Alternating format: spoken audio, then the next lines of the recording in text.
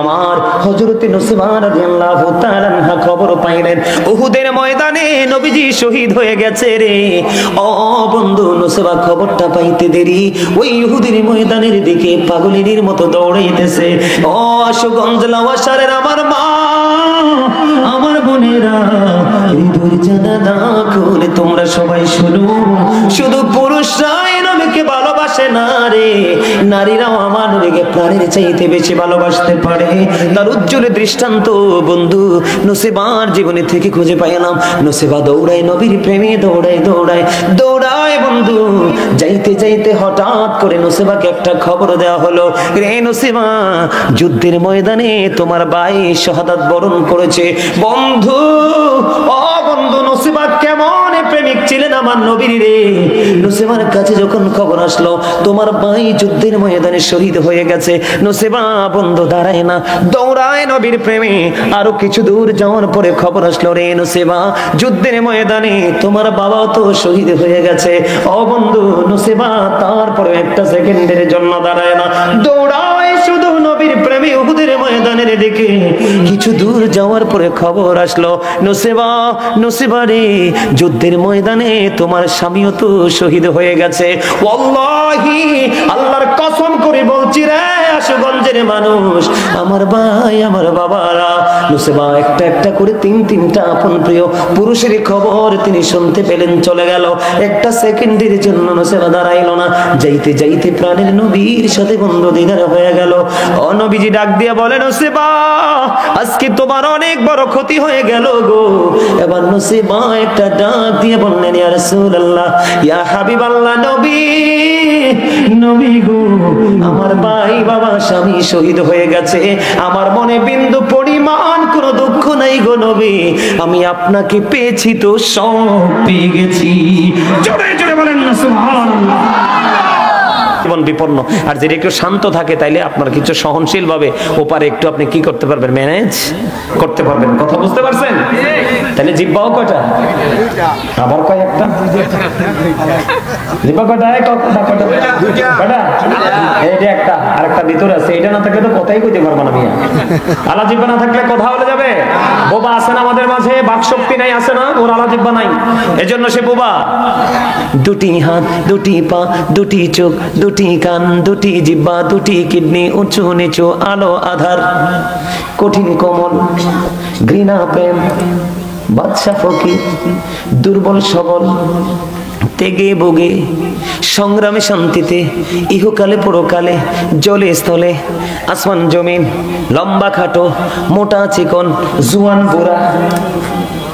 এই দাদা বুড়া না, কথা কয় না, এর দিক কয়টা? আরে ওয়াজের শিখো মিয়া। কি শিক্ষিত মূর্খ, ধনী গরিব, প্রত্যেকটা জায়গায় এখানে দুইটা আমার আল্লাহ ডেকে ডেকে বলে, বান্দা, ওই যে কালেমা, নজর দিয়ে চাইয়া দেখো, আমি আল্লাহ একদিকে আছি, আমার হাবিবকে একদিকে রেখেছি। তার মানে কালেমায় দুইটা দিক। আমি যেই জায়গায় যেখানেই যা সৃষ্টি করেছি ওখানে দুইটা রেখেছি, কোথাও তিনটা না। নবীর মোহাম্মত পাইছেননি? সবচেয়ে বড় মজার খবর হলো, আজকে আমরা এত মানুষ, আমরা আদম সন্তান। ও বন্ধু, মজার খবর, মা হাওয়া যখন সন্তান প্রসব করেছেন, মা হাওয়া যতবার সন্তান প্রসব করেছেন, একবারও প্রসব করেনি, প্রত্যেকবার দুইটা প্রসব করেছি। তাহলে একটা প্রেম পাইছেননি?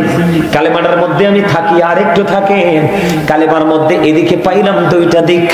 এবার যদি সংক্ষিপ্ত রূপে একদিকে আল্লাহ, আরেক দিকে আল্লাহর হাবিব, আল্লাহর নাম লিখতে 4টা হরফ লাগে, আলিফ লাম লাম হা, একটার উপরে নিচেও কোনো নক্তা নাই। আমার নবীজির নাম লিখতে 4টা হরফ, মিম হা মিম দাল, এই 4টার উপরে নিচেও কোনো নক্তা নাই। চারে চারে মিলে হলো 8। আমার আল্লাহ ডেকে বলে, বান্দা, আমি আমার নাম আমার হাবিবের নামের সাথে মিলাইয়া আমি তোমাদের জন্য জান্নাত বরাদ্দ দিয়েছি 8টা। তোমরা তোমাদের কর্ম বলে যে কোনো জান্নাত দখল করে নাও, কিন্তু আমার নবী বলে দিয়েছেন, যখন তোমরা জান্নাত চাইবে আল্লাহর কাছে জান্নাতুল ফেরদাউসটা চাইও। বিরক্ত হচ্ছেন আপনারা? সুবহানাল্লাহ, মজা হয় না তো? আমার কাছে কিন্তু অসম্ভব ভালো লাগতেছে। আইসা কিন্তু জিরাইতে পারি নাই, আসছি, ওযু বানাইছি, নামাজ পড়ছি, একটু হালকা একটু মুখে দিছি নাস্তা, চলে আসছি। অনেক কষ্ট হয়েছে রে ভাই, ব্যথা, মাগো মাগো মাগো মা। কুমিল্লা থেকে ব্রাহ্মণবাড়ির রাস্তা আল্লাহর গজব। মনে হয় যেন ট্রাক এসে উঠবে পড়বে। কতবার যে গাড়ি লাগে আল্লাহ রে আল্লাহ। তারপরেও আলোচনা করতেছি আপনাদের কাছে, আপনারা যদি এখান থেকে একজনও যদি আজকে শক্ত ট্রেনিং নিয়ে যেতে পারেন, আজকের মাহফিল সাকসেস। তাইলে দুইটা রহস্য পাইলাম কালেমা থেকে। কয়টা? এবার আসেন বন্ধু, আরেকটা মজার খবর আমি দেই। কালেমা আল্লাহ এবং আল্লাহ হাবিবের প্রেমের গভীরতা বোঝানোর জন্য। নবীর প্রেম আজকে লাওয়াশারীর যুবক, তোমরা নবীর প্রেমের নামে সংগঠন করেছ। তোমরা যদি সত্যিকারের নবীর প্রেমিক হতে পারো রে, হাদিস শরীফের মধ্যে এসেছে দুইটা মজার খবর। আমার নবীজি বলেছে, পাগল উম্মতেরা তোমরা টেনশন করো না, তোমরা আমি নবীকে ভালোবেসে বেশি কবর পর্যন্ত যদি আসতে পারো, তোমাদের কোনো টেনশন নেই। আমার নবীজি বলেছে, আমি নবীর প্রয়োজন হবে না। আমার নবীর দুইটা কলিজার টুকরা আছে, ইমাম হাসান হুসাইন। আমার নবীজি বলেছেন, ইমাম Hasan and Husain are the leader of younger people in জান্নাহ। আমার নবী বলেছেন, আল হাসান ওয়াল হুসাইন সাইয়্যিদা শাবাবি আহলিল জান্নাহ। আমার নবীজি জানিয়ে দিয়েছেন, নবীর কলিজার টুকরা ইমাম হাসান হুসাইন তোমাদের জান্নাতে লিডার হয়ে যাবে। এই লাওয়াশারের যুবকদের টেনশন আছে নি? কন্যাকা টেনশন আছে? আর একটা মজার খবর শোনো যুবক, তোমরা যে কত বড় নিয়ামতের অধিকারী হতে পারবা যদি সত্যিকারের প্রেমিক হয়ে কবর পর্যন্ত যেতে পারো। আমি তোমাদেরকে ছোট্ট করে বলে, কোরআন শরীফের 30 পারা সূরা ইনফিতরের শুরুতে ছোট্ট ছোট্ট 3টা আয়াত আল্লাহ বলেছেন, ইদাস সামাউ ফাতারাত ওয়া ইদাল কাওয়াকিবু তাযারাত ওয়া ইদাল বিহারু ফুজ্জিরাত। আমার আল্লাহ বলে দিয়েছেন, বন্ধু আসমানটা ভেঙে চলে যাবে কিয়ামতের দিন, তারকাগুলো জোরে জোরে পড়বে। ও বন্ধু, সমুদ্রটা সেদিন উদ্বেলিত হয়ে যাবে, আল্লাহর আরশের ছায়া ছাড়া কোনো ছায়া থাকবে না। তোমরা যদি সত্যিকারের নবী প্রেমিক হতে পারো, ওই কিয়ামতের দিন আল্লাহর আরশ ছাড়া কোনো কিছুই থাকবে না। ওই পৃথিবী থেকে সূর্যটা 9,13,00,000 মাইল দূরে, সূর্যের আলো পৃথিবীতে আসতে সময় লাগে মাত্র 8 মিনিট 20 সেকেন্ড। প্রতি সেকেন্ডে 1,86,000 মাইল বেগে পৃথিবীর দিকে ছুটে আসে। এই সূর্যের কিরণ অনেক কিছু ভেদ করে আসে, সইতে পারো না। কাল হাসরের দিন সোহাত উপরে থাকবে, সূর্যটা ঘেমে যাবে রে, পরিবেশ বন্ধ অত্যন্ত প্রতিকূলে চলে যাবে। ওই কঠিন বিপদের দিনে এই যে লাওয়াশারের যুবক, তোমরা সারাটা জীবন কষ্ট করেছো, নবীর প্রেমের বাগান সাজিয়েছো, এখান থেকে শিক্ষা নিয়ে নিয়ে তোমার লাইফ স্টাইলটাকে তুমি চেঞ্জ করতে পেরেছো। নবীজি বলেছে, যুবক টেনশন করো না, ওই সেদিন আল্লাহর আরশের নিচে 7 শ্রেণীর মানুষকে আল্লাহ জায়গা দিবে। এর মধ্যে এক দল থাকবে রে, যদি সত্যিকারের প্রেমিক হতে পারো, লাওয়াশারের যুবকগুলো। ঠিক নেই? প্রেমিক হতে পারলে লাভ আছে।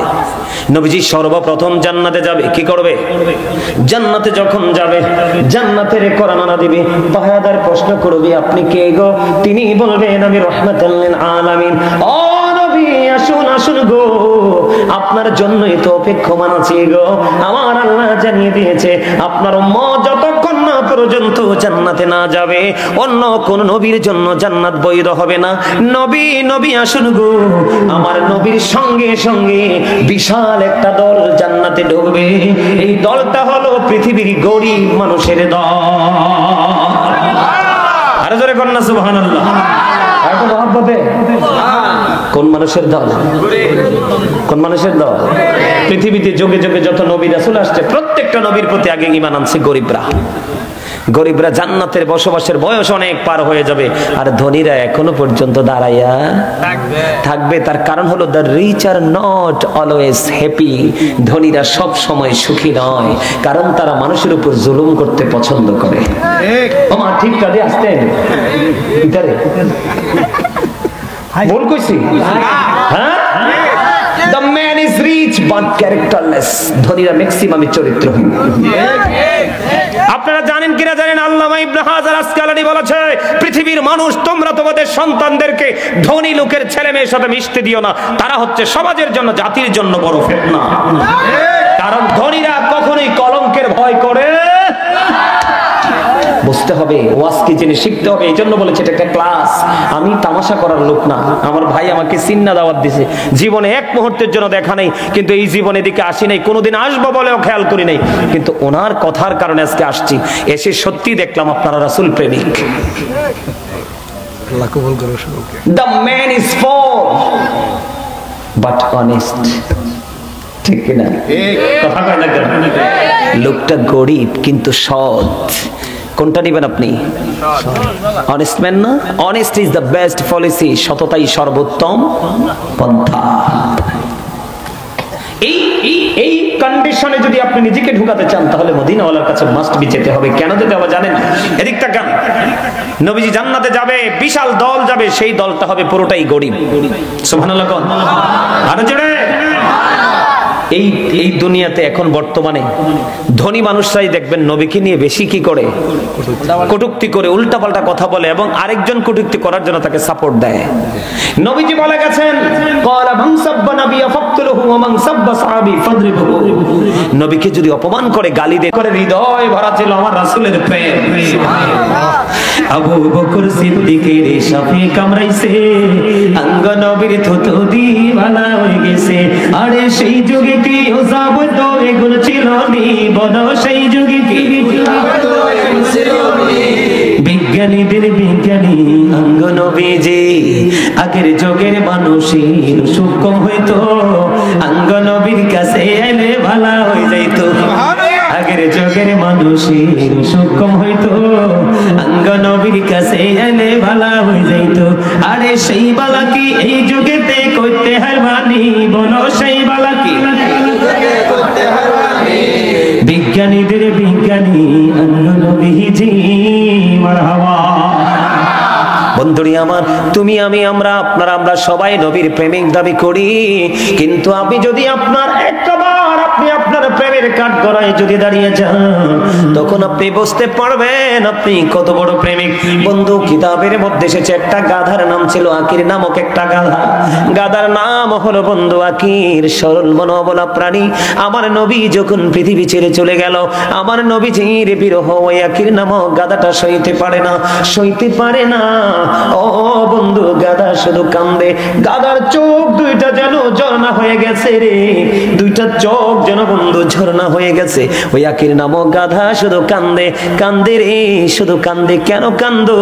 ওই গাধা কান্দে, আমি কি আর জীবনে কোনোদিন আমার প্রাণের নবীকে চক্ষু দ্বারা আমি দেখতে পাবো না। ও বন্ধু, নবী চলে গেছে রে। ওই গাকির নামক গাধা অস্থির হয়ে গেছে, কোথায় গেল গো প্রাণের নবী? আর কি জীবনে কোনোদিন তোমাকে দেখতে পাবো না। বন্ধু, এমন প্রেম ছিল গাধার কলিজায়। আমার নবী যখন চলে গেল বন্ধু, 3 দিন পার হয়ে গেল, মতান্তরে 4 দিন পার হয়ে গেল, 4 রাত পার হয়ে গেল, 3 রাত পার হয়ে গেল। ওই গাধা কোনো খাবার খায় না রে, কোনো পানি বন্ধু স্পর্শ করে না। নবীর বিরহের জ্বালা তাকে করে করে খায়। 3 দিন 3 রাত্র, মতান্তরে 4 দিন 4 রাত্র পার হয়ে গেল। ওই আকির নামক কোন গাধা কোনো খাবার খেলো না। শেষ পর্যন্ত গভীর সমুদ্রে ঝাঁপ দিয়ে সে তার জীবন দিয়ে দেয়। জুড়ে জুড়ে কন্যা সুবহানাল্লাহ।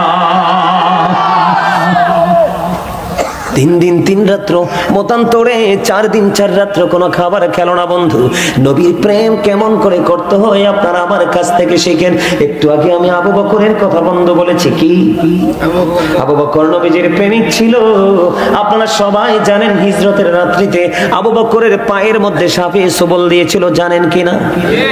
নবীজি আবু বকরের ওই রানীর উপর মাথা মোবারক রেখে বন্ধু তন্দ্রাচ্ছন্ন হয়ে গেল। ও বন্ধু, ঘুমিয়ে গেল। আবু বকরের গায়ের জামা ছিঁড়ে ছিঁড়ে গুহার সবগুলো গর্ত ফিল আপ করে দিল। এর শেষ পর্যন্ত একটা গর্ত ফিল আপ করার মতো কোনো কিছু ছিল না। আবু বকর তার পা দিয়ে বন্ধু গর্তের মুখটা ফিল আপ করে দিল, কোন সাপ বিচ্ছু যেন প্রাণের নবীর দিকে অগ্রসর হতে না পারে। বন্ধু, যেই গর্তটার মধ্যে পাটা লাগাই দিল রে, ওটার মধ্যেই ছিল বিষাক্ত একটা সাপ। এই গর্তের মধ্যে বন্ধু মুখটার মধ্যে পাটা লাগাইতে দেরি, পাটা সাপটা সবল মারতে দেরি করলো না। এখানে প্রশ্ন আসতে পারে, আবু বকর হলো আমার নবীর প্রথম সিপাহী সাহাবা, ঠিক কেন বলেন? কথা বলেন না কেন? কেন সাপ আমার নবীর সফরের সঙ্গীকে কেন সবল মারলো? এটা সাধারণ ভাবে কিন্তু ভাবার কথা কি না বলেন?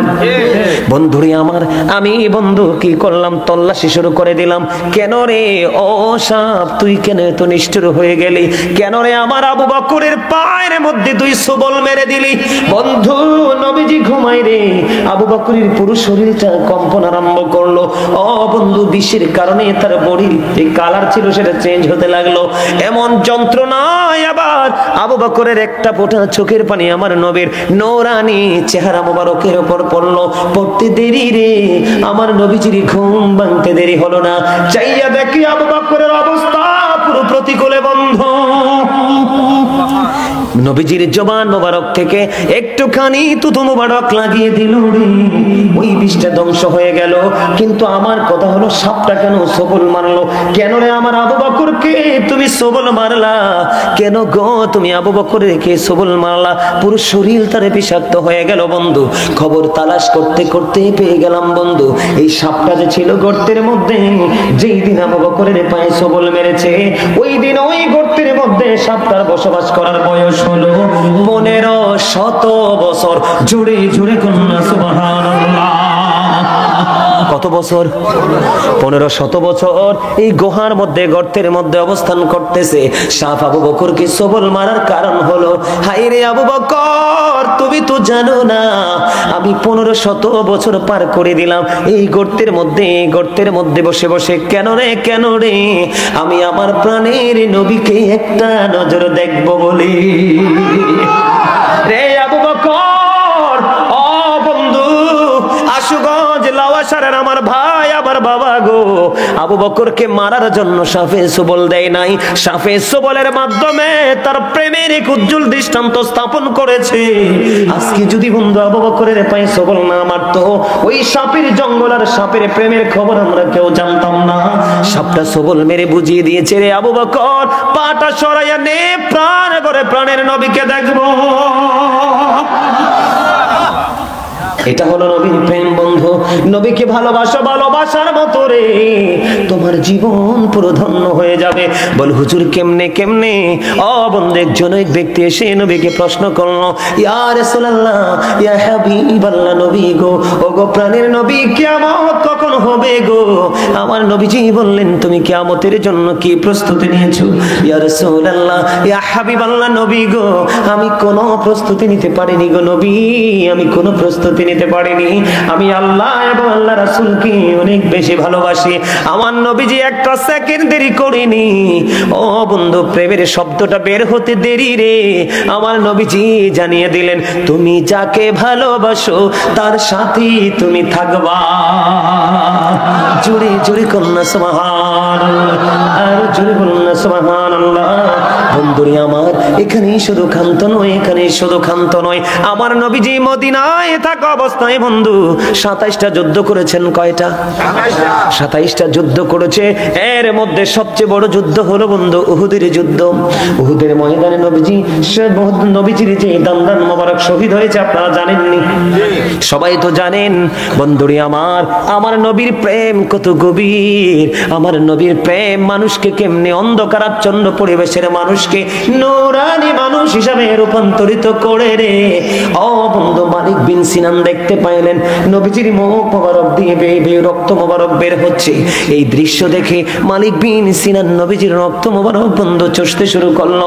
নবীজি একটা ডাক দিয়ে বলল, রে মালিক বিন সিনান, রক্ত বক্ষণ করো না, রক্তগুলো জমিনে ফেলে দাও। ইয়া রাসূলুল্লাহ, ইয়া হাবিবাল্লাহ, নবী গো, আমি আমার আল্লাহর ইজ্জতের কসম করে বলছি গো নবী, আমি আপনার একটা ফোঁটা রক্ত উহুদের জমিনে পড়তে দিব না। নবী, নবী গো, ওই পর্যন্ত আমি আপনার রক্ত মোবারক চুষতে থাকবো, যেই পর্যন্ত আপনার ওই শরীর মোবারক থেকে রক্ত মোবারক বের হতে থাকবে। এই কথা বলে বলে বন্ধু মালিক বিন সিনান সর্বশেষ পর্যন্ত আমার আপনার প্রাণে নবীর শেষ রক্তের ফোঁটা মোবারক পর্যন্ত চষে নিল। আমার নবীজি রক্ত মোবারক যখন চষে শেষ হয়ে গেল, আমার নবীজি জানিয়ে দিয়েছে, ও পৃথিবীর আমার উম্মতেরা, দুনিয়ায় যদি তোমরা জান্নাতি কোনো মানুষ দেখতে চাও তাহলে আমার মালিক বিন সিনানকে দেখে নাও। জুড়ে জুড়ে কন্যা সুবহানাল্লাহ। নবীজির রক্ত মোবারক খাইতে হবে, কোরআনে কোথাও আল্লাহ বলছে? হাদিসে বলছে? কিন্তু নবীর প্রেমে সে কি করে ফেলছে?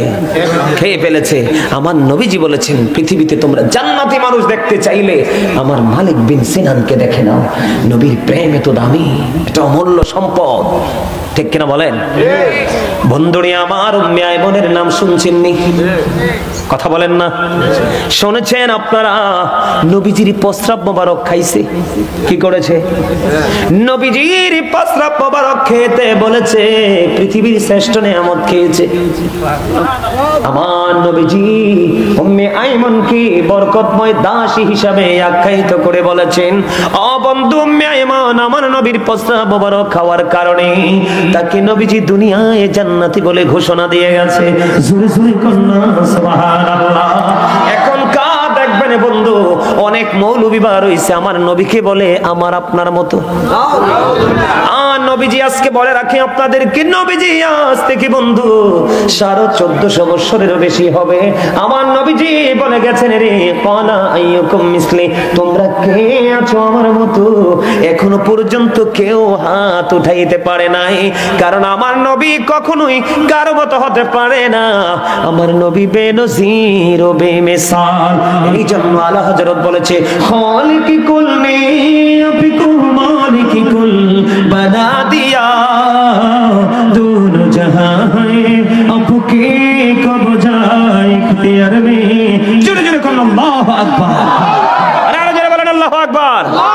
আল্লাহ আল্লাহ রাব্বুল আলামিন সবকিছুর মালিক, মালিক কুল বানা দিয়া। ও বন্ধু, মালিকানা দিয়েছে সবকিছুর আপনার আমার নবীকে। দোনো জাহান আপকি কবজা ইখতিয়ার মে, দোনো জাহান আমার নবীর ইচ্ছার উপর ছেড়ে দিয়েছেন আমার আল্লাহ। জোরে জোরে কন্না সুবহানাল্লাহ। আরে জোরে বলেন সুবহানাল্লাহ। ভালো লাগে? মজা লাগে? আলা হযরত আরো কি বলতে জানেননি? সবসে আওলা ওয়ালা नबी सबसे बाला वो वाला हमारा नबी सबसे औला वो आला नबी सबसे बाला वो वाला नबी। अपने मौला का प्यारा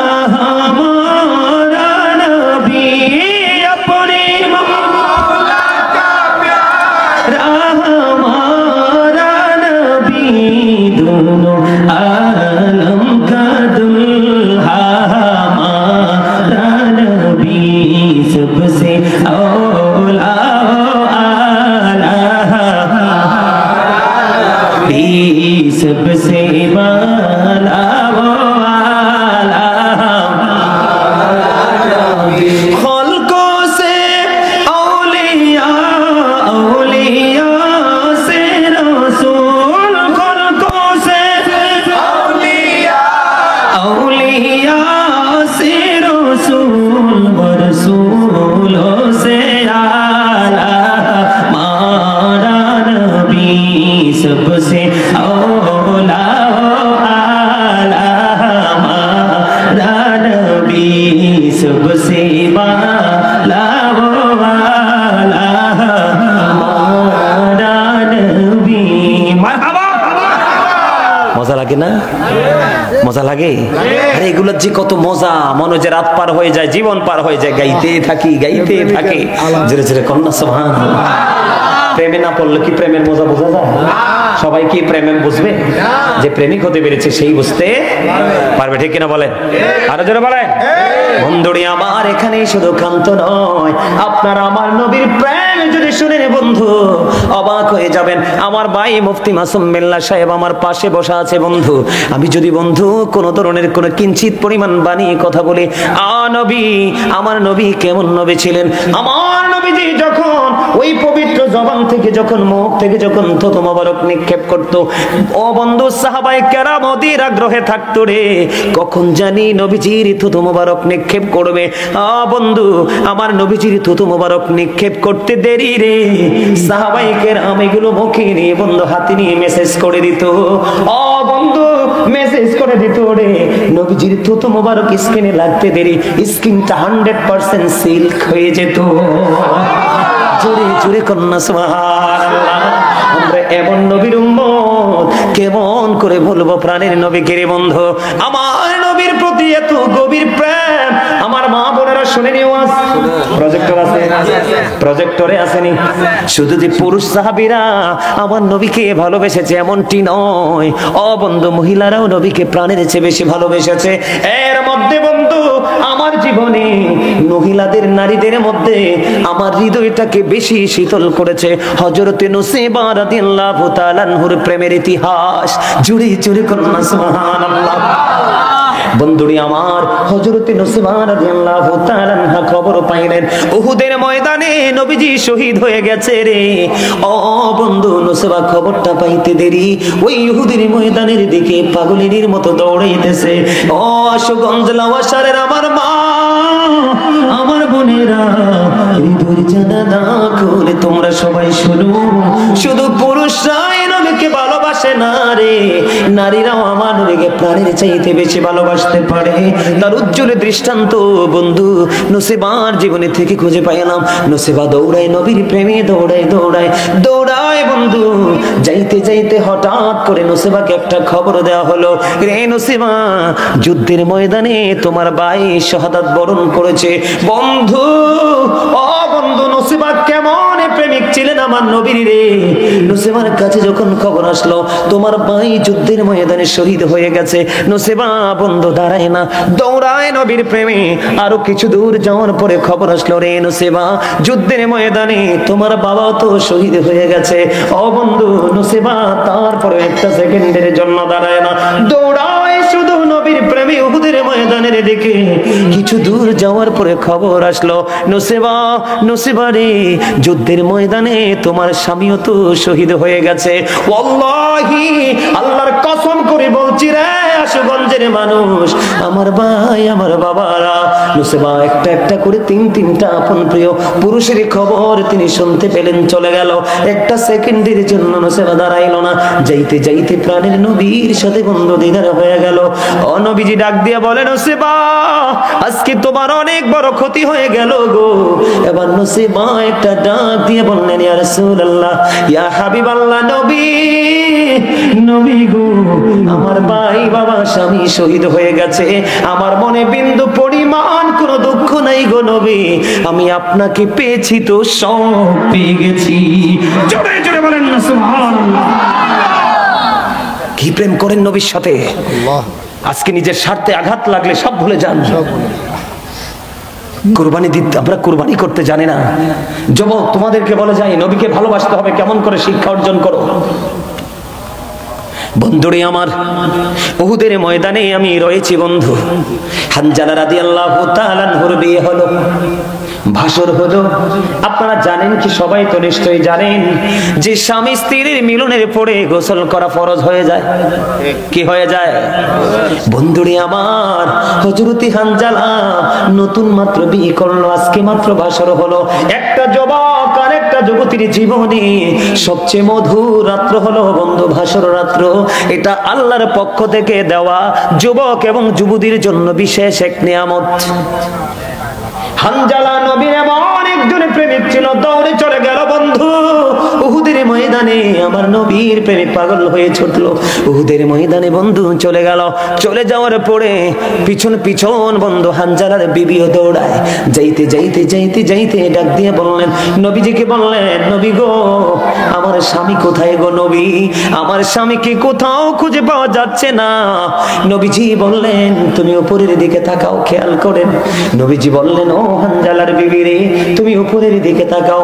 উপরের দিকে তাকাইতে দেরি রে, এবার চাইয়া দেখলেন হানজালার ওই দেহ নিয়ে জান্নাতি খাদেম ফেরেশতারা উহুদের ময়দানের দিকে নেমে আসছে। জুড়ি জুড়ি করুন সুবহানাল্লাহ। উহুদের ময়দানের দিকে বন্ধু নিয়ে আসলো।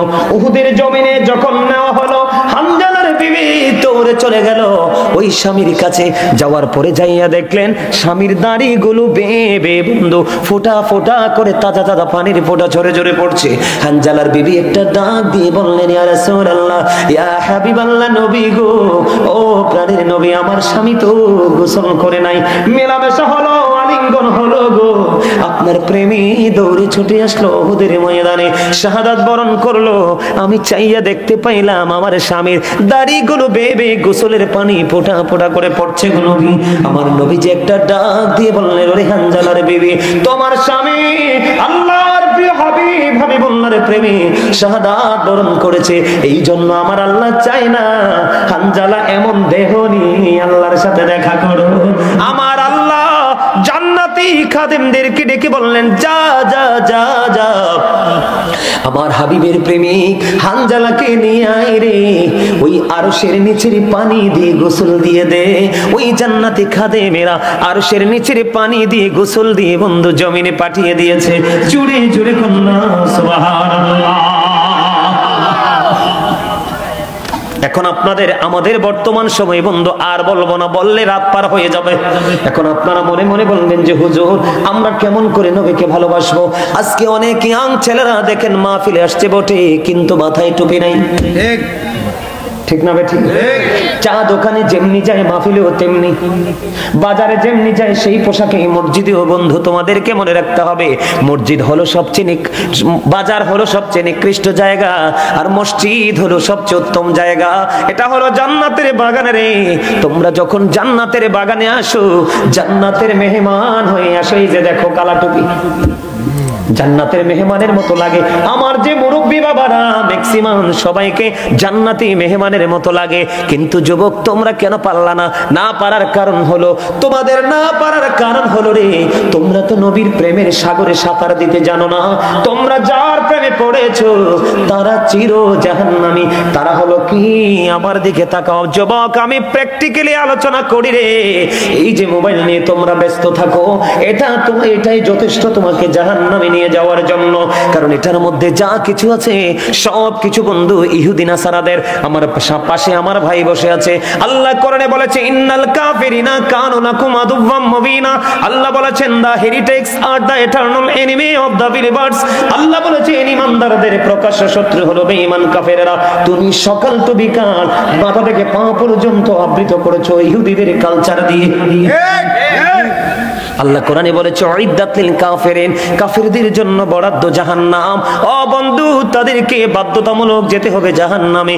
তুমি যদি নবীর প্রেমিক হও, তুমি চুল কাটবা নবীর সুন্নাহ মোতাবেক, দাড়ি রাখবা নবীর সুন্নাহ মোতাবেক। এখন তুমি যদি নবীর প্রেমিক হও, আজকে বলে যাই যুবক, কোনদিন কোন হুজুর এই ওয়াজ করেছে কিনা আমি জানি না, আজকে তোমাদের ম্যাক্সিমাম ছেলেদের পরনে দেখা যায় জিন্স প্যান্ট।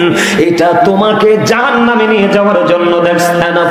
ঠিক বলে হুজুর কেন বললেন এই কথাটা? এটার কারণ ওই যে নবীর প্রেমের কথা বললাম। কোরআনে এসেছে আল্লাহর কাছে সবচেয়ে পছন্দের পোশাক হলো তাকওয়ার পোশাক।